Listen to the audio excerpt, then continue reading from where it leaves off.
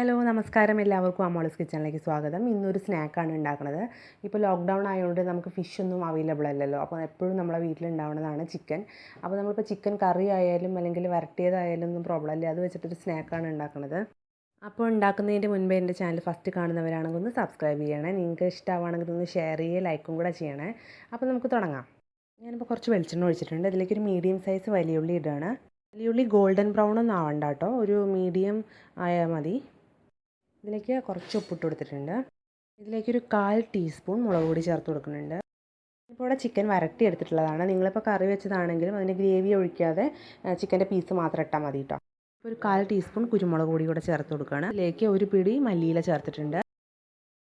ഞാനിപ്പോൾ ഇതിലേക്ക് 1 table spoon soya sauce ചേർത്തിട്ടുണ്ട്. അത് ഓപ്ഷണലാണ് കേട്ടോ, നിങ്ങൾക്ക് വേണമെങ്കിൽ ചേർത്ത് കൊടുത്താൽ മതി, ഇല്ലെങ്കിൽ നല്ല ടേസ്റ്റ് ഉണ്ടാവും. അപ്പോൾ നമ്മുടെ ഫില്ലിങ്സ് റെഡി ആയിട്ടുണ്ട്. ഞാനിപ്പോൾ ഇവിടെ 2 കഷ്ണം ബ്രെഡ് എടുത്തിട്ടുണ്ട്. വലിയ ബ്രെഡാണെങ്കിൽ കുറച്ചും കൂടെ എളുപ്പമാണ് കേട്ടോ കട്ട് ചെയ്തെടുക്കാനായിട്ട്.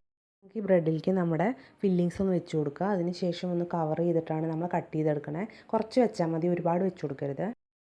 ഞാനിപ്പോൾ ഇവിടെ ഒരു ബോട്ടിലിൻ്റെ അടപ്പാണ് എടുത്തിട്ടുള്ളത്. നിങ്ങൾക്ക് വേണമെങ്കിൽ സ്റ്റീലിൻ്റെ പാത്രമൊക്കെ യൂസ് ചെയ്യാം കേട്ടോ. എന്നിട്ടത് നന്നായിട്ട് ബ്രെഡിൻ്റെ മുകളിൽ വെച്ചിട്ട് പ്രസ് ചെയ്യുക. നമ്മൾ പ്രസ് ചെയ്തതിന് ശേഷം നമ്മുടെ ആ സൈഡൊക്കെ കുറച്ച് ഹാർഡായിരിക്കും. അപ്പോൾ നമ്മൾ കത്തി വെച്ചിട്ട് ഒന്നിങ്ങനെ ഇതുപോലെ ചുറ്റും ഒന്ന് കട്ട് ചെയ്ത് കൊടുക്കുക. അപ്പോൾ നമുക്കതിങ്ങനെ പെട്ടെന്ന് വിട്ട് കിട്ടും. എന്നിട്ട് നമ്മളത് ഒരു അടപ്പൊന്ന് മെല്ലെ ഒന്ന് പൊക്കി കൊടുത്താൽ മതി. അപ്പോൾ നമുക്കിത് കണ്ടോ ഇതുപോലെ കിട്ടുന്നുണ്ടാവും. വല്ലാതെ അമർത്തരുത്, അപ്പോൾ പൊടിഞ്ഞു പോവും. മറ്റൊരു രീതിയിലും കൂടെ കാണിക്കാം. ബ്രെഡിൻ്റെ സൈഡ് വശം ഒന്ന് കട്ട് ചെയ്തെടുത്തിട്ടുണ്ട്. അതിലൊന്ന് ഫില്ല് ചെയ്യാം.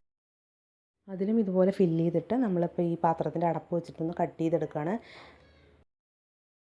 എല്ലാ ബ്രെഡും ഇതുപോലെ ഒന്ന് കട്ട് ചെയ്തെടുത്തിട്ടുണ്ട്. നമുക്കിനി ഇതൊന്ന് ഫ്രൈ ചെയ്തെടുക്കാം. ഞാൻ മുട്ടയെ ഒന്ന് കോട്ട് ചെയ്തിട്ടാണ് ഫ്രൈ ചെയ്തെടുക്കുന്നത്. ഞാനിപ്പോൾ ഇവിടെ 2 മുട്ട എടുത്തിട്ടുണ്ട്. അതിൽ കുറച്ച് ഉപ്പിട്ടിട്ടൊന്ന് മിക്സ് ചെയ്തെടുക്കുക.